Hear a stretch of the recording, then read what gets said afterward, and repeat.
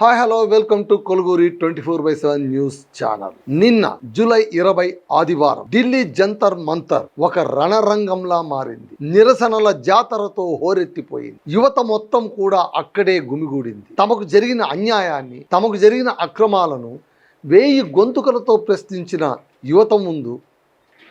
యువత నిరసన ముందు నిజంగంటే కూడా సర్కారు మౌనంగా ఉండక తప్పలేదు. అసలు జంతర్ మంతర్ వేదికగా ఇంత పెద్ద నిరసన, చలో సంసద్, చలో పార్లమెంట్ ఒక ఉద్యమాన్ని లేవనెత్తడానికి కారణమేంటో మనకందరికీ తెలుసు.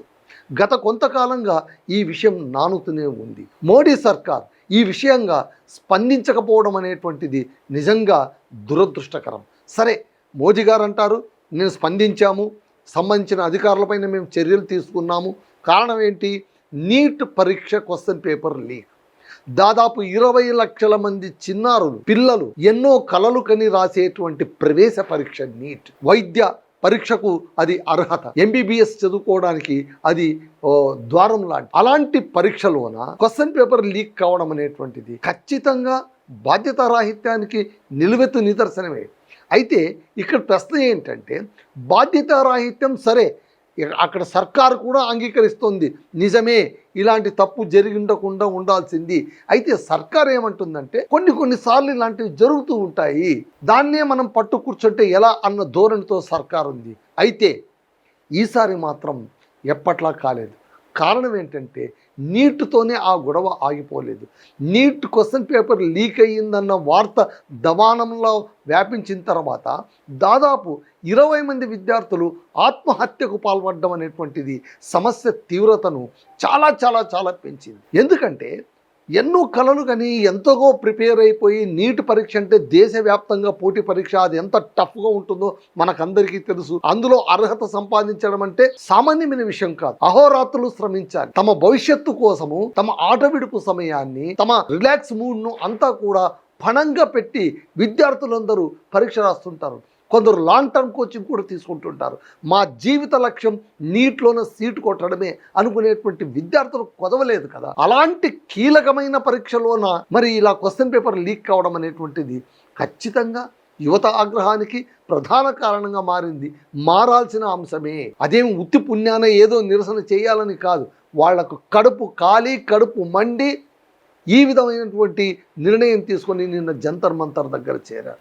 నీట్ పరీక్ష ఒకటి అవకతవకలు జరిగాయంటే, దాని తర్వాత మళ్ళీ CBSE 12th స్టాండర్డ్ ఎగ్జామ్స్కి సంబంధించి క్వశ్చన్ ఆన్సర్ పేపర్ ఆన్లైన్ వాల్యుయేషన్లో ఘోరమైన తప్పిదాలు జరగడం, వెనువెంటనే సంఘటనలు జరగడంతోన దేశం ఒక్కసారిగా ఉలిక్కిపడింది, అట్టుడికింది. కరెక్ట్గా ఈ సమయంలోనే, అంటే మీరు ఒకటి ఆలోచించండి, మనకి ఏదో ఒక ప్రమాదం అంటే ఇక్కడ సర్కారు అంటే మోదీ సర్కార్ దాదాపు 15 ఏళ్లుగా అంటే 3 పర్యాయాల పాటు దిగ్విజయంగా హ్యాట్రిక్ ప్రధానమంత్రి అయ్యారు. అతనికి అందరూ అభినందించారు. నిజంగా అతని శక్తి సామర్థ్యాలు కావచ్చు, బీజేపీ సామర్థ్యం కావచ్చు, 3 సార్లు NDA సర్కార్ ఈ దేశాన్ని పాలించేటువంటి అదృష్టాన్ని దక్కించుకుంది. అయితే ఆ అదృష్టాన్ని మౌనంతోనో మరే ఇతర కారణాలతోనో దురదృష్టంగా మార్చుకోవద్దు కదా. ప్రస్తుతం సర్కారు వేస్తున్న అడుగులు దురదృష్టం వైపా అని ఎందుకో అందరికీ అనుమానం కలుగుతోంది. కారణం ఏంటంటే, బాధ్యులపైన సత్వరమే చర్యలు తీసుకోకపోవడం. యుఎస్లోన చదువుకుంటున్నటువంటి, ఉద్యోగం చేస్తున్నటువంటి అభిజిత్ దీప్కే అనేటువంటి యువకుడు, అంటే ఎప్పుడు ఏ మూలలో దేశంలో ఏ ఉద్యమం తలెత్తుతుందో ఎవరు చెప్పగలరు చెప్పండి. అందుకు మనం దీన్నే ఉదాహరణగా తీసుకోవచ్చు. అభిజిత్ దీప్కే అతను ఎప్పుడైతే అక్కడ యుఎస్లో కూర్చుని, అతను సోషల్ మీడియాలో చాలా యాక్టివ్గా ఉంటారు.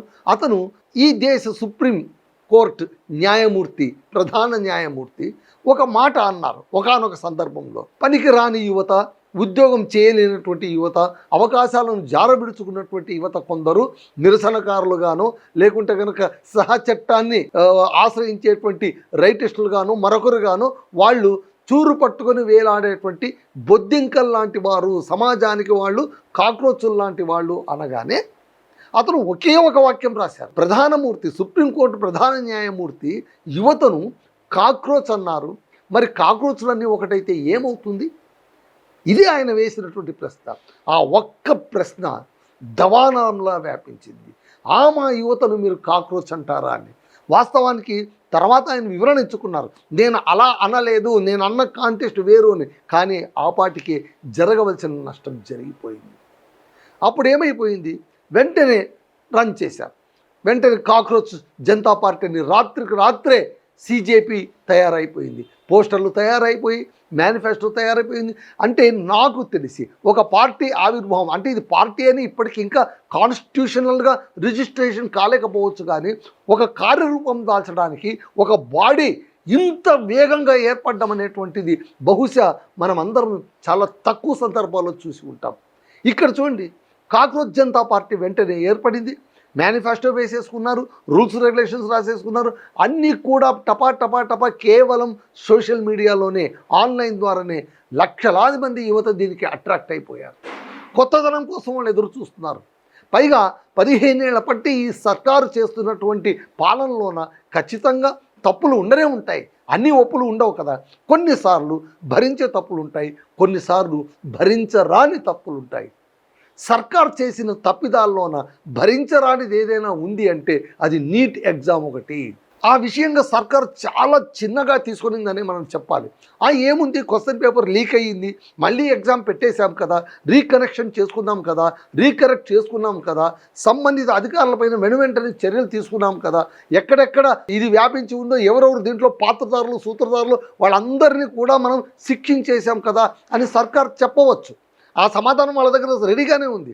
అయితే ఇక్కడ కాక్రోచ్ జనతా పార్టీ పేరుతో అందరూ కలిసినటువంటి ఈ యూత్ వింగ్, ఈ యువ సమూహం ఎక్స్పెక్ట్ చేస్తున్నది అది కాదు. వాళ్ళు ఏమంటున్నారంటే, మీరు వారిని వీరిని అధికారులపైన, బ్యూరోక్రాట్స్ పైన మీరు సస్పెన్షన్ చర్యను, బూస్టింగ్ చర్యను చేపట్టడం చాలా సులువు. కింది స్థాయి సిబ్బంది పైన చర్యను ఎవరైనా చేపడతారు, కానీ అలా కాదు కదా, మీ పాలనలో కదా ఇది జరిగింది, దీనికి మీరు నైతిక బాధ్యత వహించరా అని ఒక క్వశ్చన్ బయలుదేరింది. చాలామంది అంటారు, నీట్ క్వశ్చన్ పేపర్ లీక్ అయితే ఎడ్యుకేషన్ మినిస్టర్ ఎందుకు రాజీనామా చేయాలి, ఇదెక్కడి వితండవాదం అని. ఇది వితండవాదం కాదు, కాస్త లాజికల్గా ఆలోచిస్తే ఎందుకు చెయ్యరాదు అని కూడా మనకు అనిపిస్తుంది. గతంలోన లాల్ బహదూర్ శాస్త్రి ఇదే విధంగా ఒక దుర్ఘటనలోన ఆయన రాజీనామా చేశారు. ఎంతోమంది రాజీనామాలు చేశారు, రైల్వే మినిస్టర్లు రాజీనామాలు చేశారు. అంతెందుకు, 2 తెలుగు రాష్ట్రాల్లో గతంలోన 10th class question paper leak అయితేనే ఎడ్యుకేషన్ మినిస్టర్ రాజీనామా చేసిన దాఖలాలు ఎన్ని లేవండి.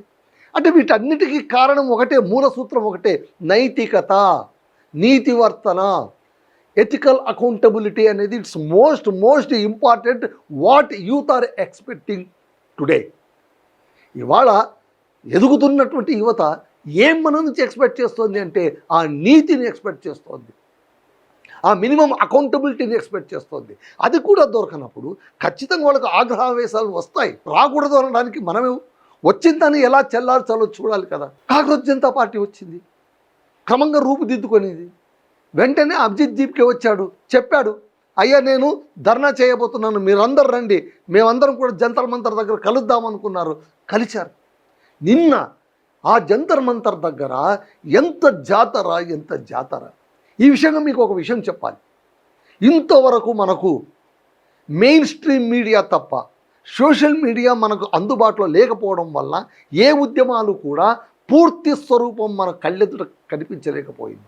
నిన్న జరిగిన ఉద్యమం ప్రతి ఒక్క దేశ పౌరుడు కూడా అక్కడ జరిగినటువంటి real bites, real cuts, unfiltered, uncensored ఉద్యమ వార్తలన్నీ కూడా వాళ్ళు కళ్ళకు కట్టినట్టుగా చూడగలిగారు. 12వ తరగతి చదువుతున్న చిన్నారులు, ఇంకా నూనూగు మీసల్లో వచ్చినటువంటి యువకులు, బాధ్యత అంటే ఏంటో ఇంకా తెలియనటువంటి వయసులో ఉన్నవాళ్ళు, భవిష్యత్తుపై కొండంత ఆశలు పెట్టుకున్నవాళ్ళు, వాళ్ళందరూ కూడా నిన్న జంతర్ మంతర్ దగ్గర కలవడం అనేటువంటిది నిజంగా కూడా అందరూ ఆశ్చర్యపోవాల్సిన విషయం. ఇంతమంది కలుస్తారా, ఈ విధంగా కలుస్తారా, ఇంత అశాంతి పేరుకుపోయిందా యూత్లోన అని అందరూ, మా బోటిగాళ్ళందరూ కూడా మనం ఆశ్చర్యపోయేటువంటి పరిస్థితి. అంటే చాలా చిన్నగా, చాలా ఏదో ఏముందిలే అంటే, ఒకటి స్థూల దృష్టితో చూసినప్పుడు, దేశ దృష్టితో చూసినప్పుడు ఒక దేశ ప్రధాని ఎందుకు స్పందించాలి, ఇంత చిన్న విషయానికి దేశ ప్రధాని ఎందుకు స్పందించాలి అని అనిపించవచ్చు. కానీ స్పందించినప్పుడు ఆ ప్రధాని పోస్టుకు కానీ, అక్కడ కూర్చున్నటువంటి వ్యక్తికి కానీ పెరిగేటువంటి విలువ ఎంత అపారంగా ఉంటుంది. ఇక్కడ వీళ్ళు కోరుకున్నది ఏంటి, అయ్యా మీరు ఎందుకు రాజీనామా చేయించకూడదు? కేంద్ర విద్యాశాఖ మంత్రి ఎందుకు రిజైన్ చేయకూడదు? ఎందుకు మీరు అకౌంటబిలిటీని ప్రదర్శించట్లేదు? ఇదే వాళ్ళ క్వశ్చన్ వేస్తున్నది.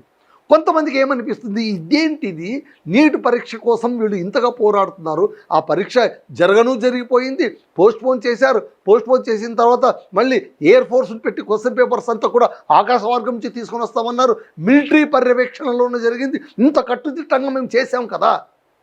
ఒక చిన్న పొరపాటు కాదు, పెద్ద పొరపాటే. ఆ పొరపాటు జరిగినందుకు పశ్చాత్తాప చర్యలు మీ కళ్ళెదురు కనిపిస్తున్నా కూడా ఇంకా ఏమిటి మీ అకారణ ఆగ్రహం అని సర్కారు అనుకుంటుండొచ్చు, కేంద్ర ప్రభుత్వం. కానీ అది కాదు, అది సరిపోదు. వాళ్ళు అంటే ఇంతమంది తమ భవిష్యత్తు కోసం వాళ్ళు పడిన కష్టమంతా కూడా ఒకసారిగా ఎంత బ్రేక్ డౌన్ అయిపోయింది.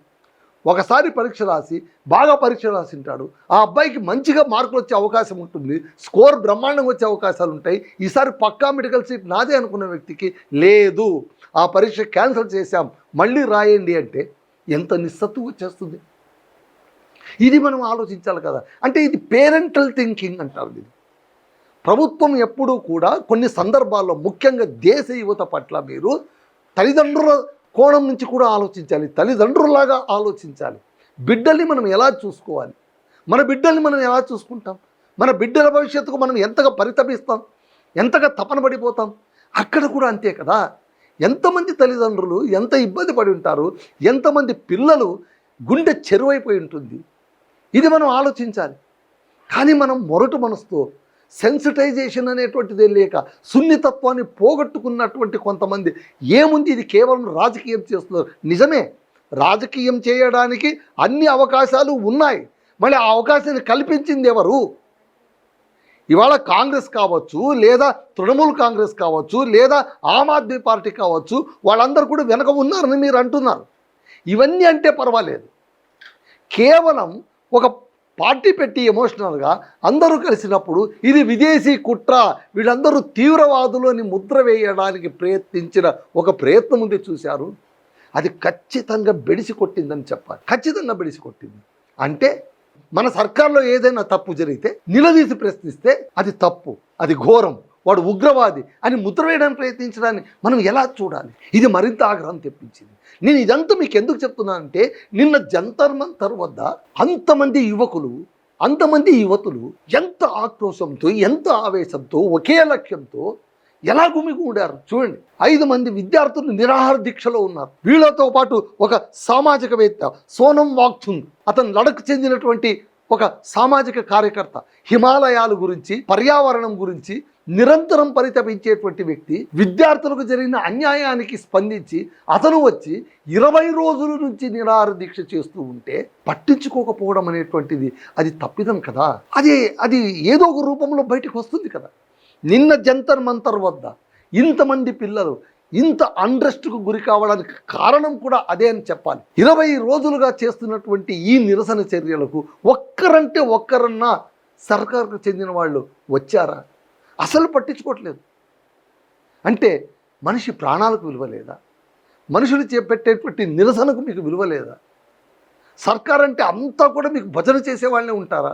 మీరు చేసే మంచి పనులను మాత్రమే తీసుకుని వాటినే పొగిడే వాళ్ళు ఉంటారా? ఉండరు కదా. దేశం అన్నాక అన్ని రకాల మనుషులు ఉంటారు. కొన్నిసార్లు మిమ్మల్ని విమర్శిస్తుంటారు. ప్రతిపక్షాల గొంతును మీరు నొక్కొచ్చేమో, ప్రజల గొంతును మీరు నొక్కలేరు కదా. అది మనం గుర్తుపెట్టుకోవాలి కదా.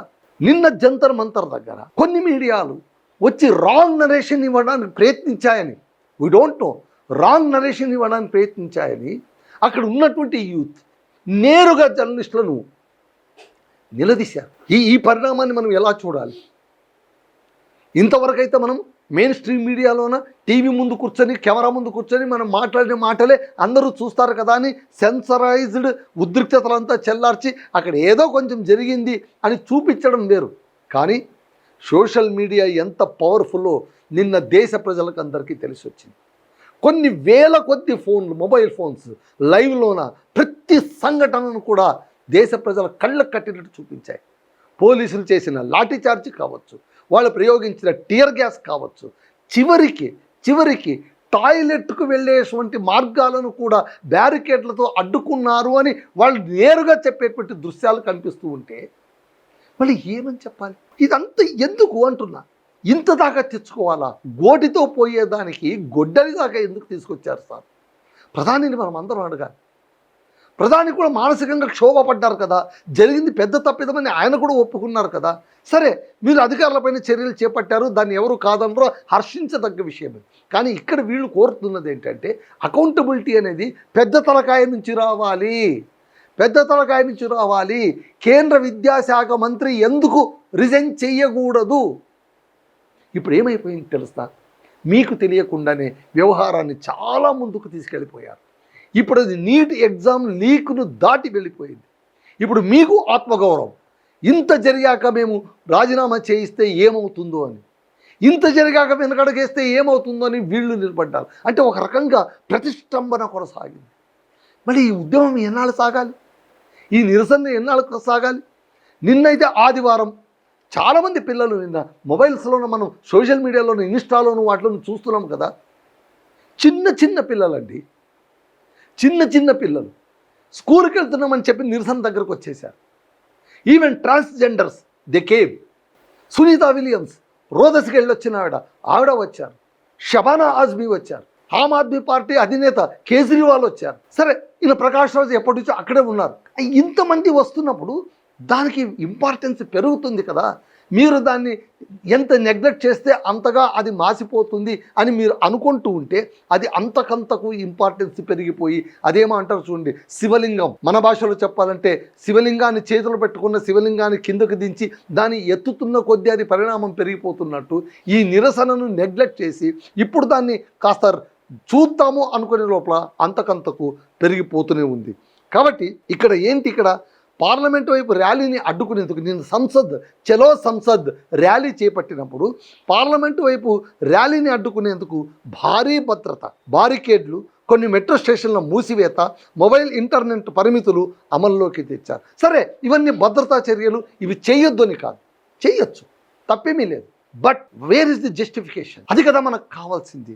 సో ఇక్కడ టియర్ గ్యాస్, లాఠీ చార్జ్ దేశవ్యాప్తంగా చర్చనీయాంశాలయ్యాయి. దేశవ్యాప్తంగా చర్చనీయాంశాలయ్యాయి తెలుసా మీకు? అన్ని మొబైల్స్లోనూ వాళ్ళు చూడడం పట్టి ప్రతి దేశ పౌరుడు కూడా నిన్న తమ మొబైల్లోన ఎప్పుడో ఒకప్పుడు 24 గంటల్లో కనీసం 5 నిమిషాలు 10 నిమిషాలు ఖచ్చితంగా ఈ విజువల్స్ చూసే ఉంటారు. తమ బిడ్డలాంటి బిడ్డలు అక్కడ రోడ్డెక్కి ఉంటే ఎంత పెద్దవారికైనా కడుపు తరుకుపోతుంది కదండి. ఇది మనం పెద్ద మనసుతో ఆలోచించాలి. నేను సర్కారు ఏదో ద్రోహం చేసిందని నేను చెప్పట్లేదు, తప్పును సరిదిద్దుకోండి అయ్యా బాబు, మీకు ఇంకా అవకాశం ఉంది. Late than never. పార్లమెంట్ సమావేశాలు ప్రారంభమైపోయాయి. ఇప్పుడు చూడండి, ప్రతిపక్షం అంతా ఏం చేసింది? వాళ్ళ నిన్నంతా కూడా వాయిదాలపైన గడిచిపోయింది, తొలి రోజంతా వెళ్ళిపోయింది కేవలం దీనికి సంబంధించే. ఇవాళ ఏంటి, రాహుల్ గాంధీ గారు వచ్చి మీడియా ముందు బహిరంగంగా అన్నారు మోడీ గారికి ఏమాత్రం పశ్చాత్తాపం లేదని. సరే, నిన్న జేపీ నడ్డా ఆ విద్యార్థులు ప్రతినిధులు వాళ్ళు ఇచ్చినటువంటి వినతి పత్రాన్ని స్వీకరించారు. అంతెందుకు, నిన్న లాఠీ చార్జీలు తీవ్రంగా గాయపడినటువంటి కొంతమంది పిల్లలు రామ్ మనోహర్ లోహియా ఆసుపత్రిలో చికిత్స పొందుతూ ఉంటే జేపీ నడ్డా వెళ్ళి పరామర్శించారు. ఓకే, మీరు స్పందిస్తున్నారు, కానీ ఇది సరిపోవట్లేదు. ఈ మంట చెల్లారాలంటే మీరు ఆ నిర్ణయం తీసుకోక తప్పదు.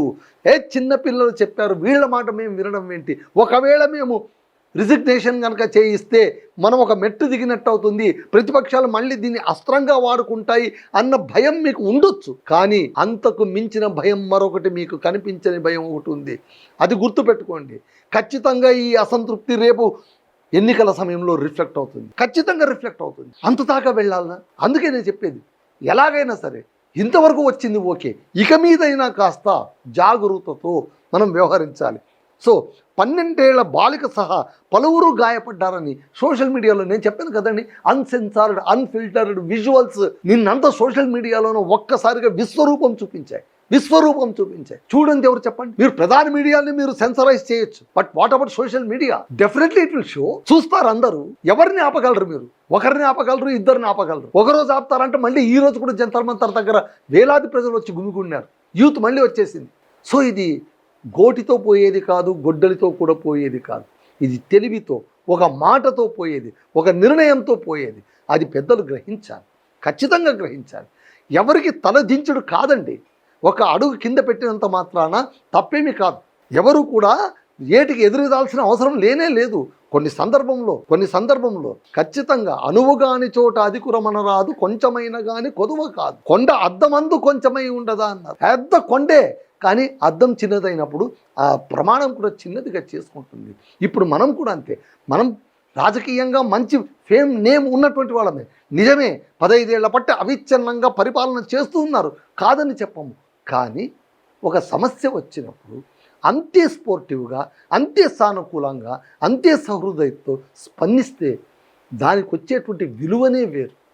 దయచేసి అది గుర్తించండి అని ఖచ్చితంగా ఇవాళ ప్రతి ఒక్క పౌరుడు కూడా మౌనంగానైనా మిమ్మల్ని అభ్యర్థిస్తూ ఉన్నారు, మౌనంగా అయినా కూడా. సో ఇక్కడ లడఖ్కు చెందిన ఇంజనీర్, విద్యావేత్త, పర్యావరణ ఉద్యమకారుడు, 3 Idiots సినిమాలో ఉన్న పున్సక్ వాంగ్ పాత్రకు ఆయన జీవితం ప్రేరణ అంటారు. ఆయనే ఎవరు అంటే సోనం వాంగ్చుక్. ఆయన నిన్న పడుకున్నారు. చివరికి ఆయన హాస్పిటల్కి పిలిచికెళ్తే అక్కడ కూడా నేను నిరాహార దీక్ష కొనసాగిస్తాను అని అన్నారు. ఎప్పుడైతే ఆయన ఎత్తేసారో వెంటనే అభిజిత్ దీప్కే నేను నిరాహార దీక్షకు కూర్చుంటాను అన్నారు. 5 మంది పిల్లలు నిరాహార దీక్షలు ఉన్నారు, ఎన్నో రోజులుగా నిరాహార దీక్షలో ఉన్నారు. వాళ్ళందరూ నీరసించిపోయారు, వాళ్ళ బాడీలో ఉన్న అన్ని యాక్టివిటీస్ తక్కువైపోయాయి. కొంతమంది డాక్టర్స్ చెప్తున్నారు ఇంకా కొద్ది రోజులు వీళ్ళు ఇలాగే కొనసాగితే చాలా ఇబ్బంది అని కూడా చెప్తున్నారు. మళ్ళీ ఇలాంటి సమయంలోన కేంద్ర పెద్దలు ఖచ్చితంగా కలగజేసుకోవాలి, తప్పదు. కొన్నిసార్లు మనం చేయక తప్పదండి. అలా చేయకపోతే చాలా భారీ మూల్యాన్ని మీరే చెల్లించుకోవాల్సి వస్తుంది. మీ వ్యక్తిగత మూల్యాన్ని మీరు చెల్లించుకోవాల్సి వస్తుంది, దేశ మూల్యం కాదండి. మీ వ్యక్తిగత మూల్యం మీరు చెల్లించుకోవాల్సి వస్తుంది. సో అందుకే ఇక్కడ ఏంటంటే అన్నా హజారే ఉద్యమం అంటే మీరు చూడండి, జంతర్ మంతర్ వేదిక గతంలో ఎన్నో ఉద్యమాలకు వేదిక అయింది. కేంద్రాన్ని అల్లాడించినటువంటి, కేంద్రాన్ని వణికించినటువంటి ఎన్నో ఉద్యమాలకు ఢిల్లీ జంతర్ మంతర్ వేదిక. 2011లోన అన్నా హజారే ఉద్యమం గుర్తు తెచ్చుకోండి ఒకసారి. అవినీతి వ్యతిరేక ఉద్యమంతో యువత, మధ్యతరగతి పెద్ద ఎత్తున జంతర్ మంతర్కు చేరింది. ఆ ఉద్యమం దేశ రాజకీయాలను కుదిపేసి తర్వాత కొత్త రాజకీయ శక్తుల ఎదుగుదలకు అది దారితీసి, అలాగే 2012లో నిర్భయ ఘటన తర్వాత ఢిల్లీ యువత భారీగా వీధుల్లోకి వచ్చింది. ప్రజా ఒత్తిడితో కేంద్ర ప్రభుత్వం చట్ట సవరణలు చచ్చినట్టు చేయాల్సి వచ్చింది. ప్రారంభంలో చిన్న నిరసనగా కనిపించిన ఉద్యమాలు సర్కారు సరైన సమయంలో స్పందించకపోతే పెద్ద రాజకీయ పరిణామాలకు దారితీసే ప్రమాదం ఉంటాయి. కాబట్టి అన్నా హజారే ఉద్యమం కావచ్చు, నిర్భయ ఉద్యమం కావచ్చు, ఇవాళ నీట్ ఉద్యమం కావచ్చు, దేన్ని కూడా మీరు ఏముంది 2 రోజులకు అందరూ నీరసిస్తారు, వాళ్ళని అలాగే వదిలేస్తే ఎన్నాళ్ళు చేస్తారు వాళ్ళు అనుకోవడంలోన తప్పండి. అలా చేయొద్దు. అందుకోసమే పార్లమెంటు సమావేశాలు జరుగుతున్నాయి, అక్కడ కూడా ఈ నిరసన శాఖ సాగుతోంది. లోపల కూడా ప్రతిపక్షాలు అడుగుతూ ఉన్నాయి, మేము ఎందుకు జంతర్ మంతర్ దగ్గర జరుగుతున్నటువంటి ఉద్యమం గురించి మేము ఎందుకు మాట్లాడకూడదని. అయితే వాళ్ళు ఇంకా అనుమతి ఇవ్వలేదని తెలుస్తుంది. రాహుల్ గాంధీ బయటకు వచ్చి మీడియాతో కూడా మాట్లాడారు. వాళ్ళ చేతులు ఇది అస్త్రం కాకముందే మీరు త్వరగా మేల్కొని ఖచ్చితంగా దీన్ని సవరించుకోండి.